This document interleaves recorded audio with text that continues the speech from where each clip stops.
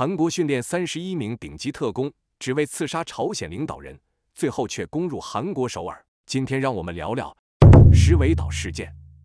1968年，韩国组建了一支秘密特种部队，他们接到一项报复计划，刺杀朝鲜首领金日成。这支特种部队别称684北派部队，他们全部在石尾岛接受训练，在那里他们受尽了残酷的训练。可是他们的下场却是异常悲惨。他们的刺杀成功了吗？他们到底经历了什么？20世纪60年代，韩国总统朴正熙连职期间遭到社会强烈不满。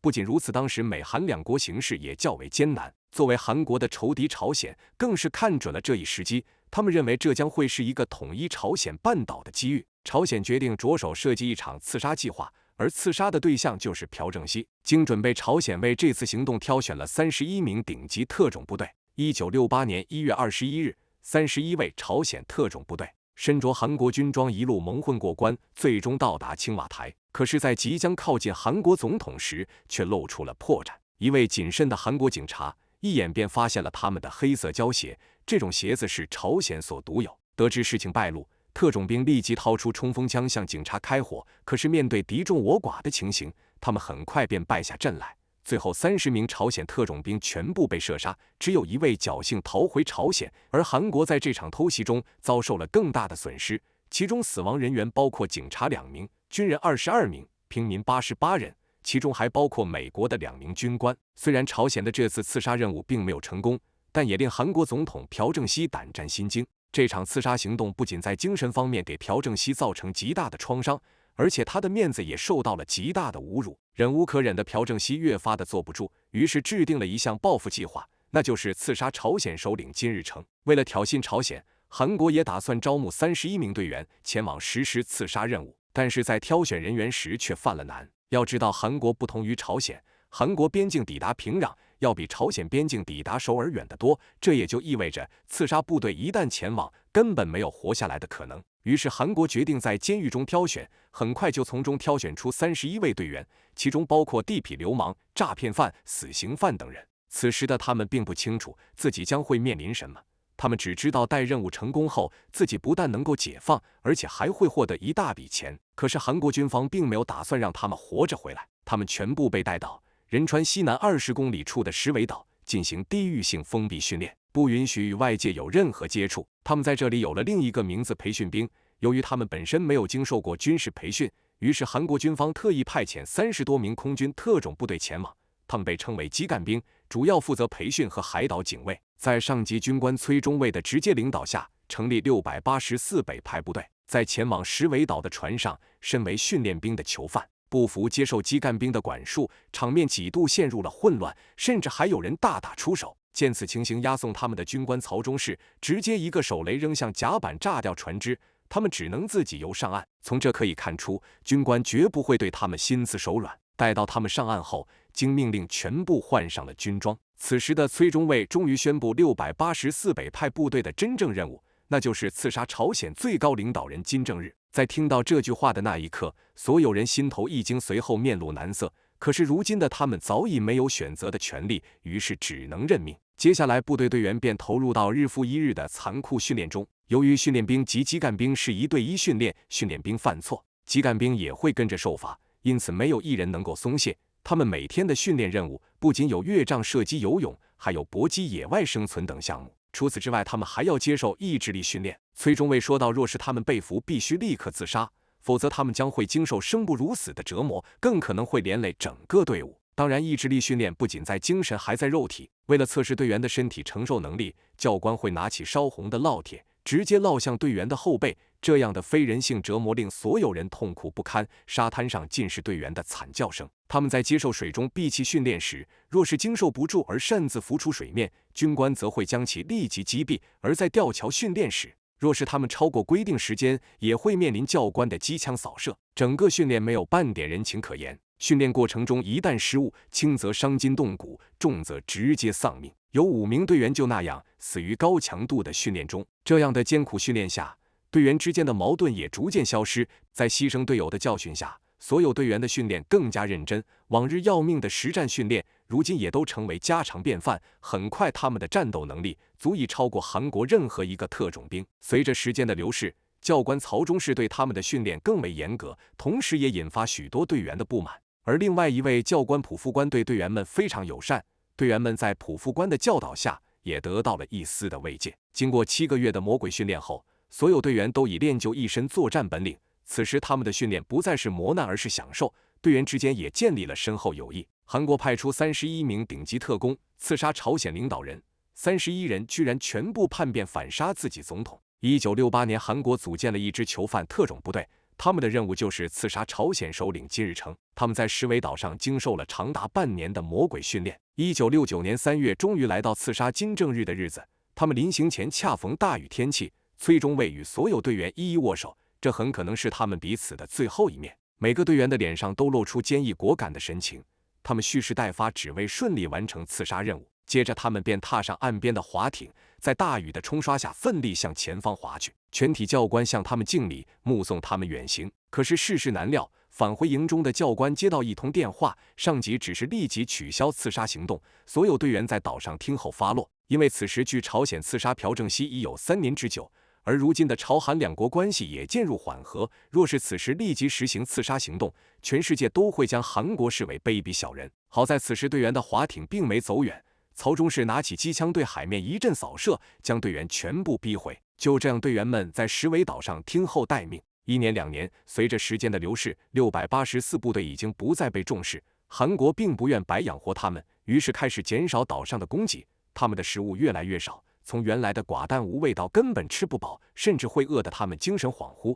但是他们依然在等待为祖国效力的那天。可是事与愿违，他们再也不可能等到那天的到来。随着朝韩关系的日益稳定，684部队开始成为韩国政府头疼的问题，因为他们知道韩国不得见人的秘密。这时石尾岛上的队员也开始反抗，他们想离开这个鬼地方，他们宁愿重回监狱。见此情形，崔中尉返回空中总部，希望上级能将684队员妥善安置。可是这个问题令空军领导非常为难，因为岛上的人掌握着韩国的死脉，一旦有人泄露，韩国将会遭受整个世界的谴责。正在他焦头烂额的时刻，韩国情报局局长前来下达命令，消灭684部队。崔中尉得知这一消息后于心不忍，毕竟684队员是他一手培养，于是向局长保证，所有队员都不会透露这个秘密，希望他能手下留情。可是局长并没有同意，他不希望军队中出现任何一丝的隐患。崔中尉据理力争，竟直接与局长产生争执。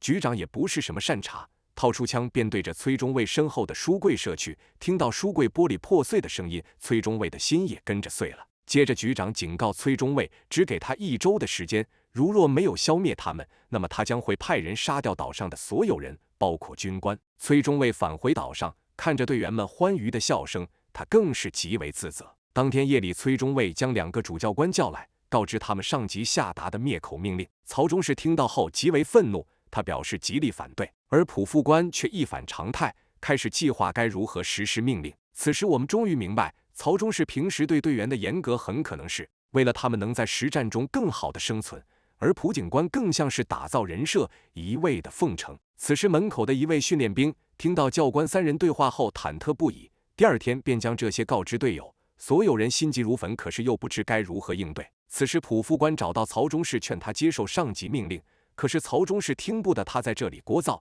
，2人发生了更大的争执。曹忠士甚至警告普副官，若要再提这件事，就会把他杀掉。普副官明白，只要曹忠士在岛上1天，灭口行动就不可能实现。于是他对曹忠士投诚，说到他可以前往总部，劝说上级放弃这道命令。可是曹忠士并不知道，这是普副官支走自己的说辞。说完，曹忠士便走上滑艇准备离开。几位队员见此立即跑来，所有人都知道，当晚就是普副官的下手之日，而队员们也已经决定与普副官拼死一战。为了不牵连曹忠士，他们并没有挽留曹忠士，只是敬礼目送曹忠士远去。当天夜里，普副官向基干兵下达灭口命令，他们不相信也不忍心，但得知不是他们死就是自己死时，所有人只能遵守命令。韩国31顶级特种兵誓死效忠韩国，却死在韩国军队的炮火之下。韩国总统为何如此恶毒？1968年，韩国组建了一支特种兵，试图前往朝鲜刺杀金日成，可是在训练结束后却接到停战命令。此时的朝韩关系已经缓和，这支刺杀部队显然成了韩国的污点，于是韩国政府决定将他们灭口。特种兵得知这一消息，知道自己不能再坐以待毙，只得先下手为强。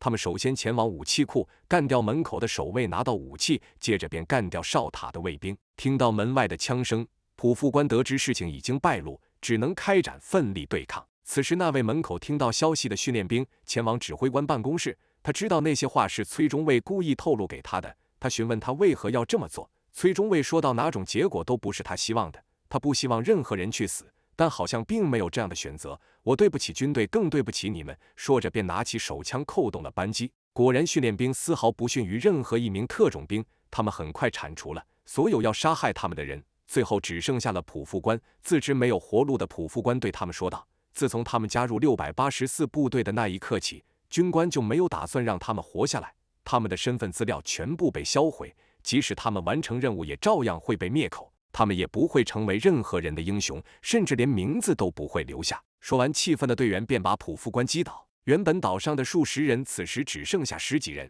接下来他们决定去找总统讨要说法，于是换上士兵制服向汉城进发。他们在路上拦截了一辆大巴，逼迫司机前往韩国公邸青瓦台。这时收音机响了起来，此时的政府将他们当成通敌叛军，实施大范围抓捕。所有人气愤不已，他们在石尾岛经受类非人般的训练，只为刺杀朝鲜首领，为国效忠。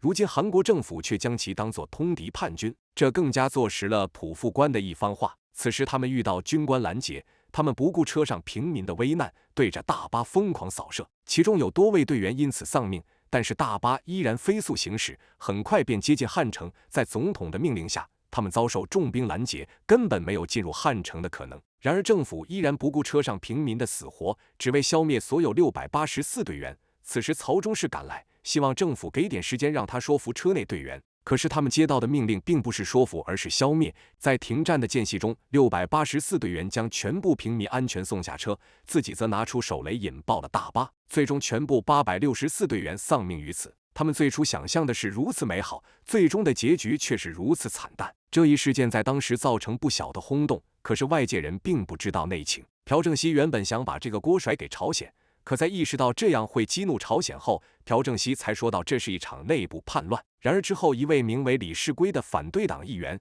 看不惯朴正熙的丑陋做派，便直接向大众道出事实的真相。可是在调查此次事件时，由于政府早已把他们的身份信息全部销毁，根本没有调查出任何蛛丝马迹，于是此次事件的真相便不了了之。直到2003年电影《石尾岛》的上映，韩国民众才得知政府的这一恶劣行径，开始对韩国政府施压。2004年，迫于压力之下的韩国国防部承认了684部队的存在，终于将尊严还给了他们。从这起事件我们可以看出朴正熙的冷血和无情。尽管684部队没能把他怎么样，但是几年后朴正熙还是遭遇刺杀而亡，施害者不是别人，正是他身边的得力干将韩国中央情报部部长金载圭以及总统警卫室室长车智澈。两人都是韩国总统朴正熙的心腹，尽管两人都能力倍加，但是却心怀鬼胎。两人经常在私底下明争暗斗，矛盾日益激化。车智澈更是一味的跟朴正熙讲金载圭的坏话，时间长了，朴正熙也开始对金载圭有所芥蒂。一天，车智澈给总统推荐了一个人，陆军保安司令全斗焕。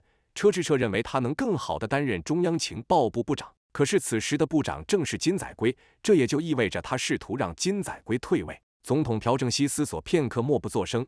可是这些话很快便传到金载圭的口中，他越发的觉得自己为政治献身的一切都尤为不值，甚至产生暗杀的念头。他从保险柜里取出一支西德制造的7连发手枪，心想这是你们逼我的。1979年10月26日下午，金载圭照常在安全之家安排了几位美女，邀请总统和警卫室室长前来共进晚餐。正在总统微醉的时刻，金载圭突然对总统喊道：“阁下搞政治要顾全大局呀！”接着又指着车智澈对总统说：“您带着这种废物搞政治，能搞得好吗？”说完就朝着车智澈开了一枪。警卫出家的车智澈反应非常灵敏，子弹只是打中了他的手腕，随后便逃到附近的卫生间。一旁的总统连忙喊道：“这是做什么？”话音未落，金载圭朝着总统胸膛就是一枪，随后前往卫生间，恶狠狠地对着车智澈扣动了扳机。当他回到客厅，发现总统还未咽气，便对着他的头部又是一枪。韩国总统朴正熙终年62岁。1979年12月，